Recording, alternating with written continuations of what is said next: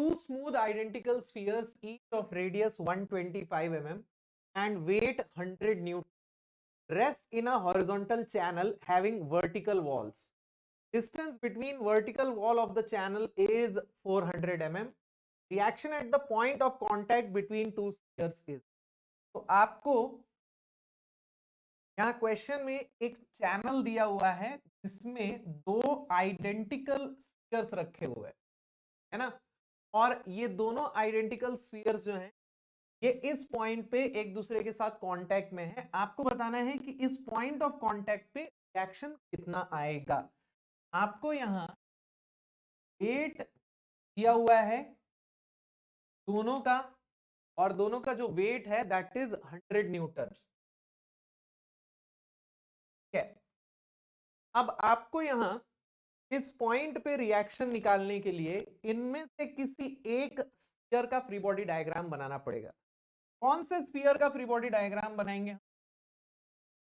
अगर हम इस स्फीयर को देखें तो अगर हम इस स्फीयर का फ्री बॉडी डायग्राम कंसिडर करें, एक रिएक्शन हमको यहां मिलेगा, एक रिएक्शन हमको यहां मिलेगा, एक रिएक्शन हमको यहां मिलेगा। टोटल कितने अननोन्स हो जाएंगे? अननोन हो जाएंगे, और हमारे पास इक्विलिब्रियम इक्वेशंस रहेंगी। ये सारे फोर्सेस एक सिंगल पॉइंट से ही पास होंगे, तो हमारे पास मोमेंट की इक्वेशन बनेगी नहीं, सिर्फ फोर्सेस की इक्वेशन बनेगी। Summation of F X equal to 0, summation of F Y equal to. यानी कि इस स्फीयर को कंसिडर करके मैं ये अननोन निकाल पाऊंगा। बट अगर मैं इस स्फीयर को कंसिडर करूं, मैं इन्हें नाम दे देता हूं, let me consider this sphere A, let. तो अगर मैं स्फीयर ए को कंसिडर करता हूं तो मेरे पास अननोन कितने होंगे? देखिए, एक रिएक्शन यहां आएगा, एक रिएक्शन यहां आएगा, दो अननोन होंगे, दो इक्विलिब्रियम इक्वेशन। तो हम इस स्फीयर को कंसिडर करके ये रिएक्शन निकाल सकते। अब यहां का जो रिएक्शन फोर्स है वो इंक्लाइंड होगा, तो वो कितने एंगल पे इंक्लाइंड होगा ये कैलकुलेट कर लेते हैं इससे पहले कि हम बॉडी डायग्राम बनाएं। क्योंकि दोनों स्फीयर के बीच का फोर्स है, तो उस फोर्स की डायरेक्शन कैसे होगी? इन दोनों के सेंटर को मिलाते हुए वो डायरेक्शन आएगी। ओके, तो हमें जो फोर्स मिलेगा वो इसके सेंटर से इसके सेंटर की तरफ जाएगा, कुछ इस प्रकार से। This will be the direction, और इसका हमें एंगल निकालना है हॉरिजॉन्टल या वर्टिकल से। ठीक है, हमें ये वाला एंगल कैलकुलेट करना है। We want to calculate this angle. इस थीटा को मैं कैसे फाइंड आउट कर सकता हूं? अगर मैं ये वाला डिस्टेंस देखूं, आई फाइंड दिस डिस्टेंस, ये रेडियस प्लस ये रेडियस, ये हो जाएगा 50 mm, है ना। और अगर मैं इसकी बात करूं तो ये टोटल 400 है ना, ये टोटल 400 है। ये जो डिस्टेंस है ये 125 है, ठीक है, और ये जो डिस्टेंस है ये भी 125 है। ये डिस्टेंस कितना होगा? What will be this distance?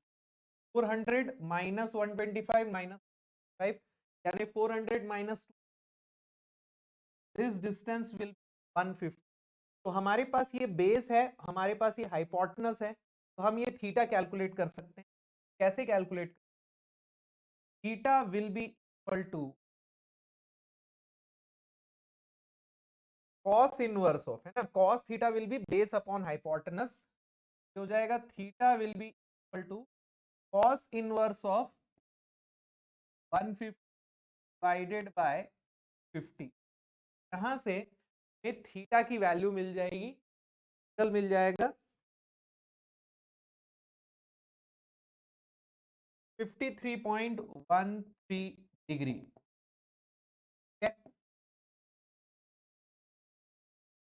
अब हमें इस स्फीयर ए का फ्री बॉडी डायग्राम बना लेना है। स्फीयर ए,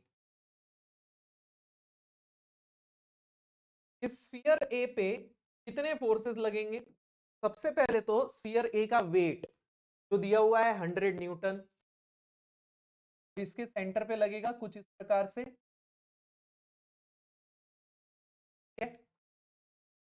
फिर यहां पर वो वर्टिकल वॉल से कांटेक्ट में है, तो उसके नॉर्मल डायरेक्शन में रिएक्शन आएगा इस प्रकार से। Let me call this R1, ठीक है। फिर दोनों स्फीयर्स के बीच का जो रिएक्शन होगा, तो हम एंगल ऑलरेडी फाइंड आउट कर चुके हैं। Let me call this R2, और ये जो R2 है ये एंगल बना रहा है हॉरिजॉन्टल से कितना, 3.13 डिग्री, ठीक है। अब चूंकि हमारे पास तीन ही फोर्सेस हैं, तो हम यहां लामीज थ्योरम भी लगा सकते हैं, या फिर हम सिंपली इक्विलिब्रियम इक्वेशन लगा देते हैं, summation of Fy equal to 0। तो R2 का साइन कंपोनेंट आएगा R2 sign 0.13 degree, 100 Newton downward लग रहा है, तो ये हो जाएगा -8 इक्वल टू, तो यहां से आपको R2 की वैल्यू मिल जाएगी 100 डिवाइडेड बाय साइन 53.13, तो कि आएगा 125 ton. This is going to be the answer, 125